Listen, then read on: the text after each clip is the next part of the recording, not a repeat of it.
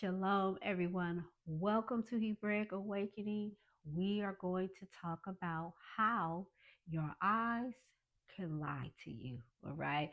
And it's taken from the Torah portion, Shalek Lecha, meaning that to send forth. All right. So Moshe is telling the 12 spies from each tribe to go into the land of Canaan to bring back a report. Numbers 13. All right. So the 12 spies is said to brought back an evil report, right? So evil in the Hebraic sense is not evil in the Western sense. Evil in the Hebraic sense means to be dysfunctional. All right. The Most High, He operates on function and dysfunction. Remember, at the beginning of Genesis, the earth was dysfunctional, it was void, right? Without form. Those are abstract words in the English, but really, when we get down to the Hebraic concrete sense of it all, it means that the earth was dysfunctional. And he began to speak to the earth, and they heard his voice and they became functional. When we take the time to read Numbers and realize what Moshe asked them during our Shabbat lesson, I like to play what if you were in that situation and you were Israelite and it was brought to you. Okay, Moshe told them, bring me back a report. Was good, was bad about the land, if there's a lot of people, if there's a few people, do they live in tents or do they live in walled cities? Like, let me know what's really going on. So, when the 12 spies or the 12 leaders of the tribes brought back the report, it is said that it was an evil or dysfunctional report, all right? They said that those people in that land eat up their inhabitants.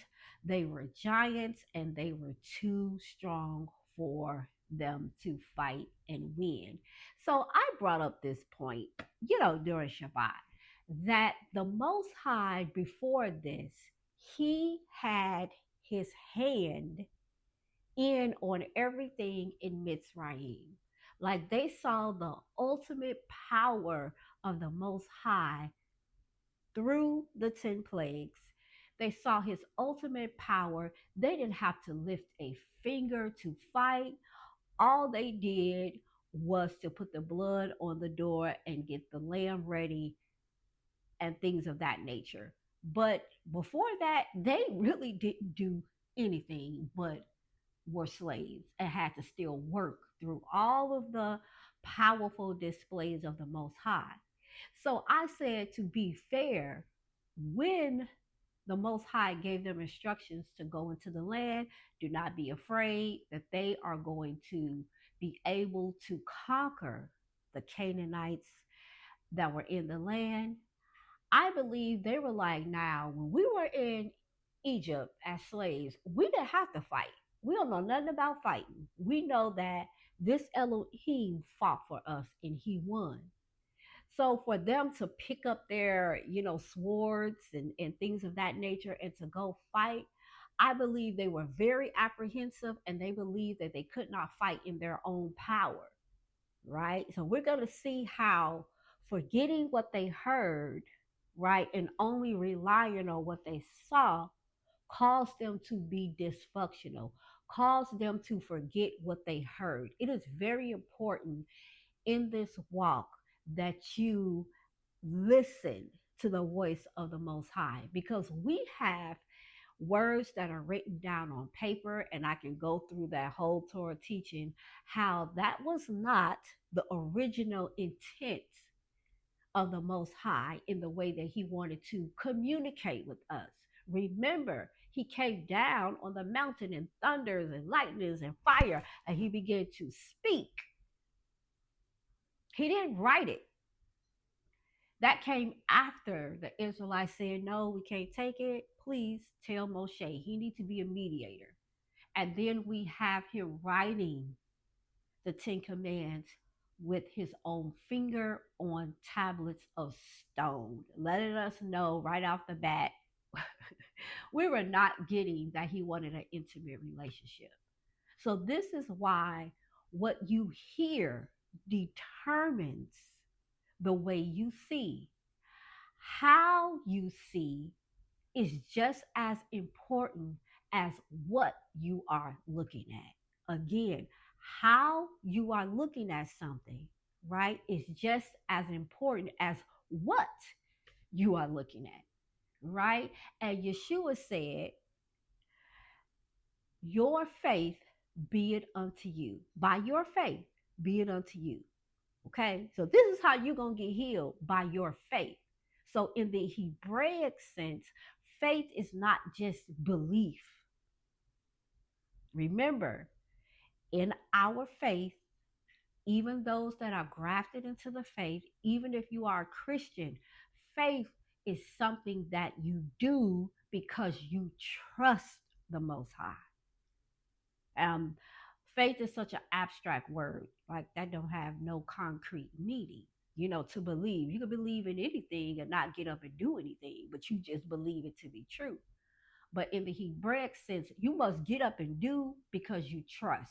And this is where the Israelites lacked faith. Faith has always been from the beginning. And I don't know why people think that during Yeshua's time, he is the only one who really said that we are to walk by faith. That walking by faith has been since the beginning. Abraham walked by faith. As a matter of fact, he heard the instructions of the Most High and he did it, and it was counted as righteousness. Why? Because of his faith, because of his trust in the Most High. He did what the Most High said to do. So he was counted as righteous. And he didn't even have the written Torah. All right. So this whole walk is by faith, it is by trust. And you cannot do anything unless you trust the one who is telling you to do it in the first place. All right. So when we look at that verse that talks about that these people that live in the land eat up their inhabitants, let's do a quick cultural study. Now, I know that the Anak is claimed to have eaten their people as well, right? So this scripture can have multiple meanings. So when we take a cultural look at history, let me read from my notes. Now, the 12 spies was in the land for 40 days. So let's imagine them in the land looking at everything that they are doing, the Canaanites, their customs, their rituals, the way they talk, the way they act toward each other, how they worship. For 40 days, they are looking at these people. Now, one of the cultural customs of the Canaanites was to leave the dead, and they would not bury the dead unless a prominent figure in the community died. So if they had a war and no prominent figure died in that war, then all of those bodies would not be buried. They'd just be laying there. Could you imagine? Could you imagine the Israelites looking at all of these dead bodies laying there for whatever reason, even if it wasn't war?